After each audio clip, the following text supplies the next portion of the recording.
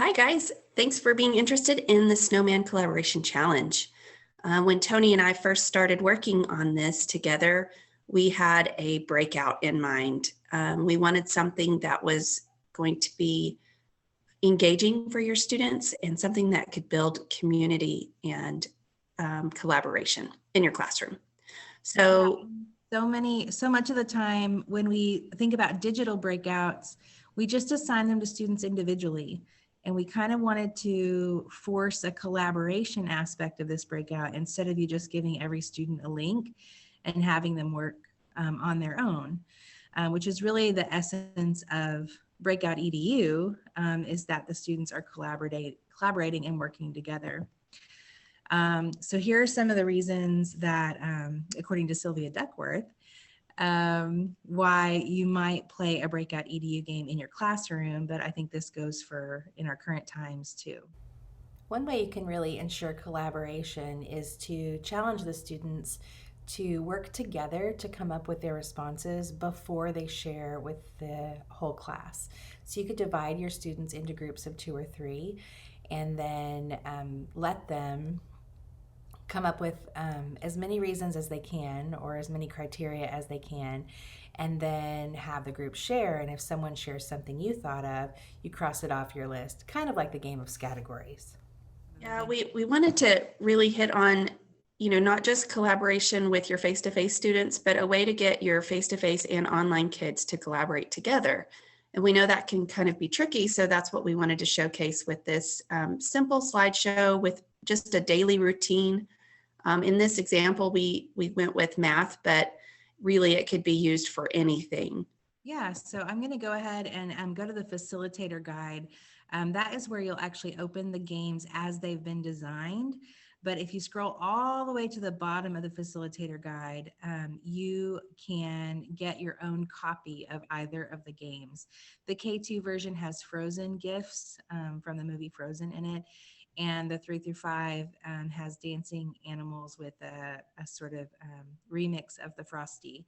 So either one of those that you want, even if you're a K2 teacher, if you want to change out the content, you could use the other slide. So whichever one you click on, it is going to force you to make a copy.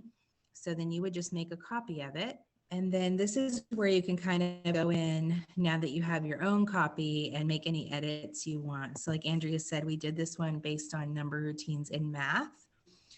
And we're just challenging them to come up with 4 reasons that they didn't. So instead of this isn't really a breakout because there aren't any locks involved. It's not really based on an escape room. We've really simplified the concept to just being a teacher-driven challenge. So we're challenging the students with kind of a launch. They're trying to build the activity, and then some sort of criteria they have to meet that the teacher gets to decide when they've met it and gets to move on. We started with 10 reasons here and decided that maybe that might be too long. But you know what? Sometimes your kids go on and the discussion gets going and you want to make it more. That's what the beauty of being a teacher. You can decide how much time you have and when the discussion is over. So we changed it to 4, but that number can be changed. And so that's the other thing this template is great for, is if you want to put a different kind of thing here, if you don't want to do a number routine, but you still want to do the Snowman Challenge, you could put a science picture here of some experiment or even a video. You could embed a video here that they watch, and then they have to do some sort of notice and wonders. I notice this happened, and I wonder what would happen if this. That would be another way to adapt this for a different subject area. Andrea, did you have any other ideas about that? Yeah, I loved your idea earlier, Tony, where you have just some kind of picture there and the kids have to brainstorm different writing topics for that picture. I thought that was a really great one. Yes, you could challenge them, put an interesting picture in here in place of this math image, and then just challenge them to come up with as many ideas as possible. I was thinking for upper grades too, like a social studies example, pulling one of those pieces of art that's related to social studies content and challenging them to say facts that they have learned that correlate with that. That's a good one. Again, it's just teacher driven. So the teacher's coming up with the criteria, and then you would just edit that here with maybe an image, maybe a video, and then coming up with your own criteria for what they have to do to advance.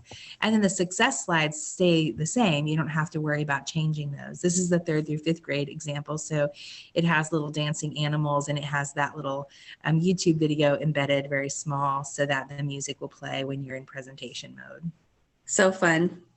So it's really, just think of it as a template. So you can go in and change the content, but really the big bulk of it is done for you. Absolutely. So again, you can get to the facilitator guide in the Wakelet, but also by going to bit.ly/BASKEY 2020. That gets you to the facilitator guide. And then all of those links and all of that information is embedded right here for you. Okay, thanks again for playing Snowman Collaboration Challenge. And if you have any questions, reach out to your digital learning specialist. Yeah. Thanks, guys.